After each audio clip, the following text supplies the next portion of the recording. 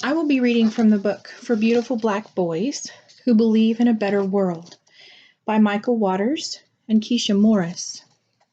Michael Waters is an author, activist, professor, and pastor, and he lives in Dallas, Texas. Keisha Morris is the illustrator, and I will be showing the pictures of this book because it's part of the story.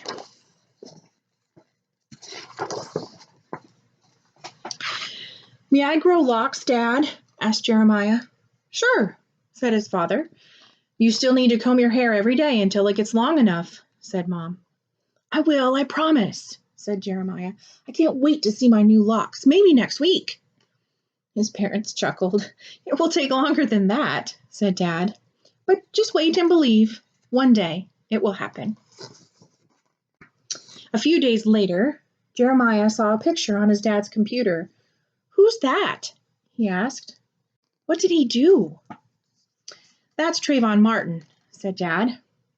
He was a young man walking home from the store, and he didn't do anything. Still, someone hurt him and he died. Dad shook his head. It doesn't make sense.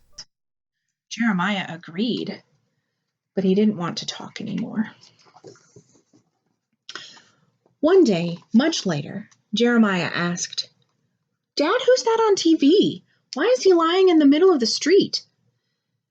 That's Michael Brown, said Dad. He was 18 years old and on his way to college. He was hurt very badly and he died. A new image appeared on the screen. Many people say he had his hands raised when he was shot. Those people on TV are marching to remind us. Jeremiah didn't understand. Why would somebody shoot someone who just had his hands in the air? It doesn't make sense, Dad said. None at all. But Jeremiah didn't want to talk anymore.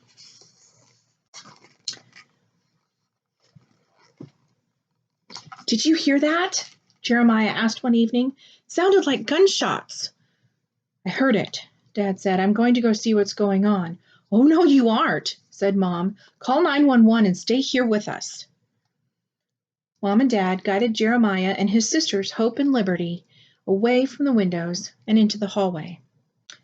Why are they shooting? Asked Jeremiah. I don't know, son, said Mom, but you're safe in here. Jeremiah didn't want to talk anymore. The family stayed in the hallway for a long time, and he and his sisters drifted off to sleep in their parents' arms.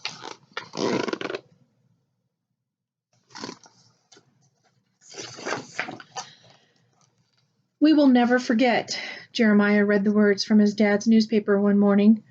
Forget what? These people were at Bible study at Mother Emanuel AME Church in South Carolina, Dad answered. A young man came in and studied with them, but then he started shooting. The people who died are called the Charleston Nine. AME, just like our church. But why would anyone want to do that at church? Asked Jeremiah. Why did he shoot them? Because of the color of their skin, said Dad. Because they were black? That doesn't make any sense, said Jeremiah.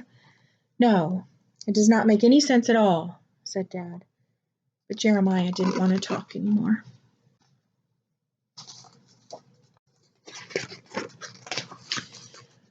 Where were you? Jeremiah said when Dad came home after a long day away. I was worried. I'm sorry, son, said Dad. I was invited to speak at the rally and march for the two men killed by police officers this weekend, Alton Sterling and Philando Castile. But afterward, there were gunshots. It took a while to make sure everyone was okay. Oh, no, exclaimed Jeremiah. I'm glad you're okay, too. So am I, said Dad as he squeezed Jeremiah in his arms. So am I.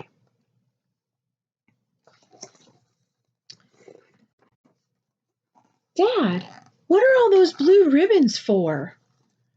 Said Jeremiah as the family drove to church one Sunday. It looks like they're everywhere. Remember when Mom and I were downtown and someone started shooting? 5 Dallas police officers died that day, said Dad. It is very sad. The blue ribbons honor them. Jeremiah watched the endless blue ribbons passing by. He didn't want to talk anymore.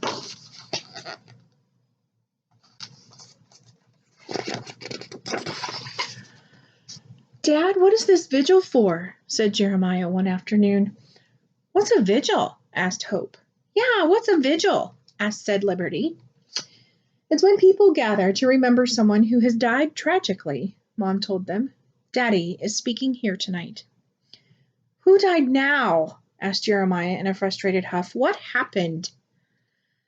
"A young man named Jordan Edwards," said Dad. "He was 15 years old and riding in a car when he was killed by a police officer." "That makes no sense at all," said Jeremiah. "You're right, son," said Dad. "You're right."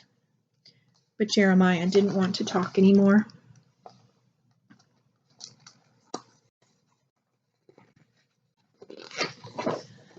In the car on the way home from the vigil, Jeremiah thought about all that he had seen and heard.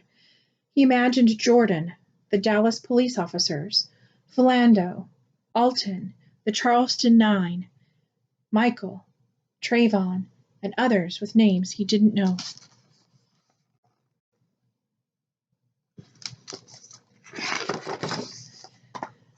Later that night, Jeremiah came into his parents' room.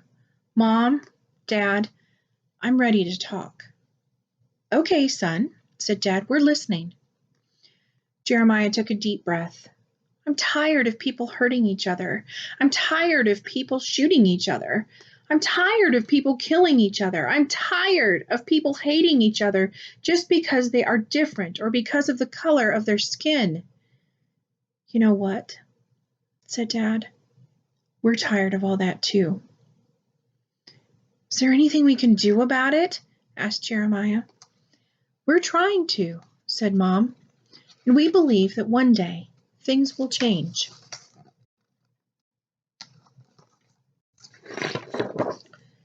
"That's why we vote," said Dad. "That's why we march in the streets," said Mom. "That's why we pray," said Dad. "That's why we organize people in our community," said Mom. "That's why we speak out against injustice," said Dad.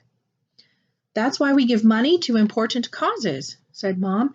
"And that's why we write books and articles, give lectures and interviews," said Dad. "That's why we love those around us," said Mom.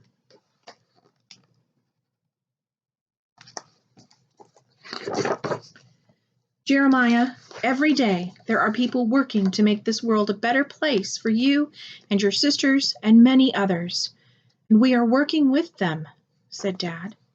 "And when we look at you and your sisters and all your friends, we have great hope for the future. We believe that your generation can work to change the world too."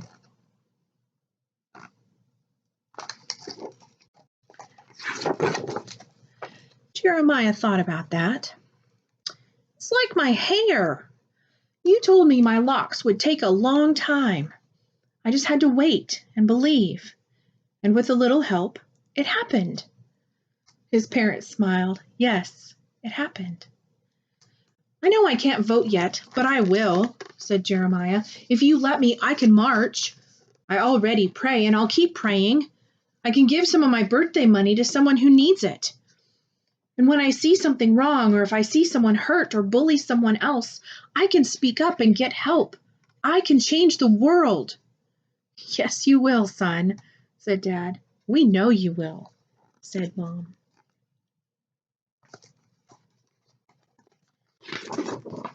Jeremiah lifted his head, his long locks dangling, and proclaimed, "Yes, we will." This book also has a discussion guide written by the Muhammad Ali Center downtown.